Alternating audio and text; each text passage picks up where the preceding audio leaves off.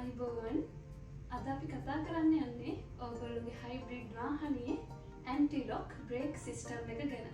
එහෙම නැත්නම් ඔයගොල්ලෝ ආරක්ෂා කරන මුළු වාහනේම ආරක්ෂක පද්ධතිය විදිහට ක්‍රියාත්මක වෙන ABS පද්ධතිය ගැන. ඉතින් ABS කිව්වොත් මුළු ලංකාවට මතක් වෙන්නේ MP Auto Parts Private Limited ආයතනය යක්කර ශාඛාව.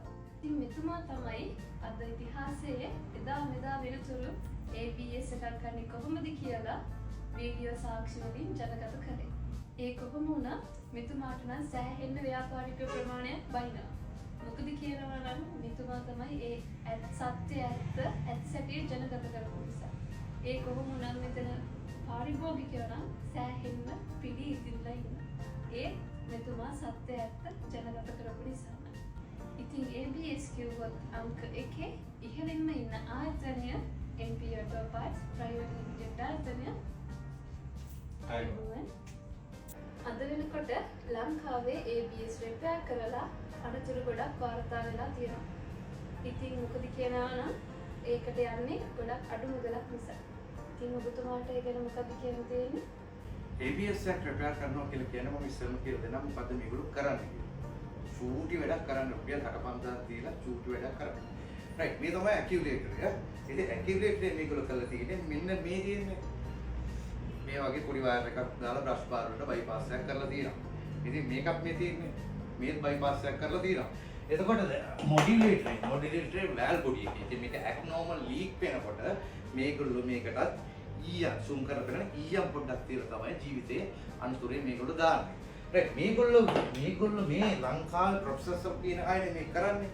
නමුත් මේක නිෂ්පාදනය කරලා තින්නේ ජපානයේ ටොයෝටා කියන ආයතනය තමයි මේක නිෂ්පාදනය කරලා තින්නේ. හැබැයි අපේ ලංකාවේ තියෙන මව් සමාගම ටොයෝටා සමාගම රිපෙයාර් කරන්න බැරි නිසා.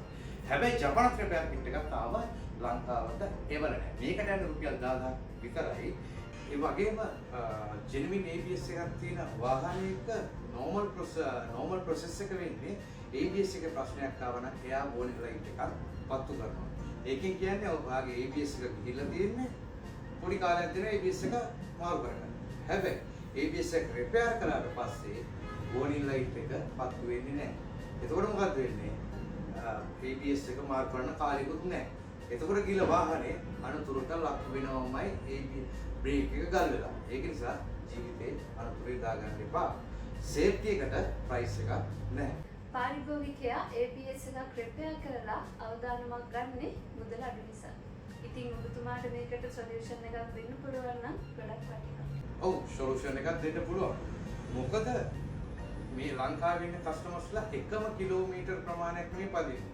සමහර දවසට පදින්න නැතුව තියෙනවා. සමහර දවසට 20 30 40 50 100 200 පදින අවස්ථාවන් තියෙනවා. හැබැයි ඕගොල්ලෝගේ මුදල් මේ විදිහට ඉතුරු කරගන්න පුළුවන්. ඕගොල්ලෝ කිලෝමීටර් දවසට 10ක් පදිනවා නම් ඕගොල්ලෝට හිතා ගන්න පුළුවන් ඕගොල්ලෝ කොච්චර පදිනවද කියලා. right අපි නිකන් බලමු.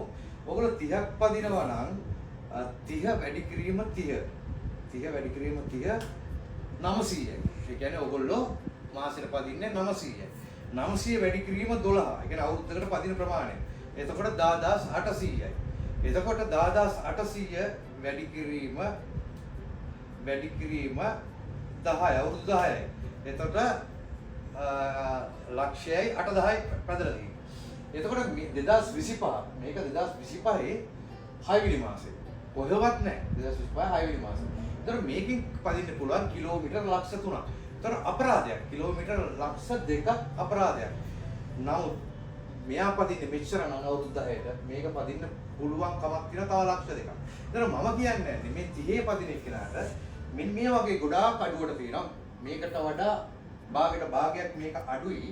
එතකොට පුළුවන් මෙයාට කිලෝමීටර් 30 පදින එක්කනට මෙන්න මේ වගේ ABS එකක් දාගන්න පුළුවන්.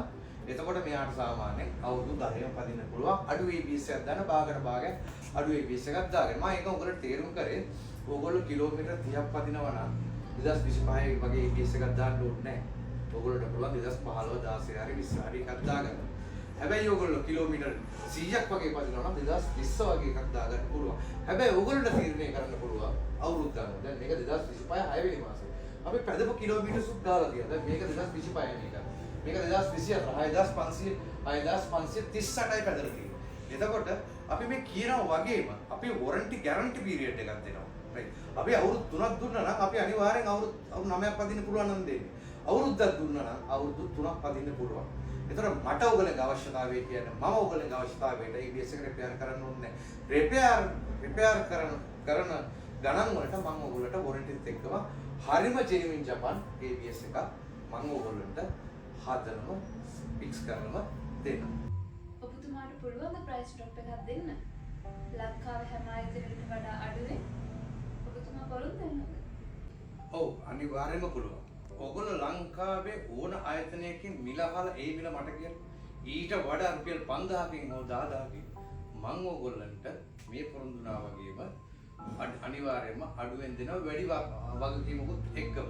ඒ මොකද දෙන්න පුළුවන් වෙන්නේ අපිට ඩිරෙක්ට් ජපානයේ එන නිසා. ඔන්න ඉතින් ලොට් එකක් ඇවිල්ලා තියෙනවා. මේක ගාල්ලෙත් තියෙනවා, මේක යක්කලත් තියෙනවා. ඒ වගේම මොබයිල් සර්විස් එකකුත් තියෙනවා. ඕගොල්ලන්ගේ වාහනේ බ්‍රේක් ගල් වෙලා තියෙනවා නම් එන්න බැරි වීමක් තියෙනවා නම් අපි ඕගොල්ලන්ගේ වාහනේ තියෙන තැනටම ඇවිල්ලා අපට බැටරියද ABS එකේ සස්පෙන්ෂන් වලද ඒ ප්‍රශ්න ඔක්කොම සෝට් අවුට් කරන්න අපිට පුළුවන්. ඉතින් ABS එක දැන් වලට තියෙන ප්‍රශ්න වලට පිළිතුරු ටික හම්බුණා කියලා මම හිතනවා. ඉතින් ABS වල විතරක් නෙමෙයි වාහනවල සියලුම ප්‍රශ්න වලට විසඳුම මෙතන MP Auto Parts ආයතනයේ තියෙනවා. ඉතින් තිරේ නම්බර් එක දිස්සනවා. අදම කතා කරන්න MP Auto Parts වලට එන්න. අයි. අයිබෝවන්.